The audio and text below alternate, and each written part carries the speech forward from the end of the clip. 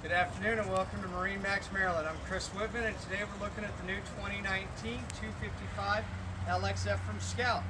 Back here on the swim deck, she's sporting twin 150 Yamahas. We're going to come right through our walk-through transom.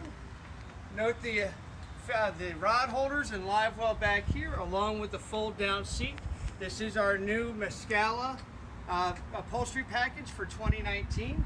Moving forward, we'll have our slide-out Yeti cooler, another live well, additional rod holders and cup holders. Let's not forget the additional rocket launchers. Moving forward to the Helm, we have our drop-down bolsters and armrests. We have our 7612 Garmin installed from the factory. Please note that this actually does fold down to make it easier for installation of additional accessories or any updates that need to be done. All of our switches are going to be push button at the helm. Have nice handrails here, as well as our audio J&L speakers. Our speakers are done by J&L and our audio system is done by Fusion. I'm going to move forward into the center console here, and you'll notice that she does have a pump out head.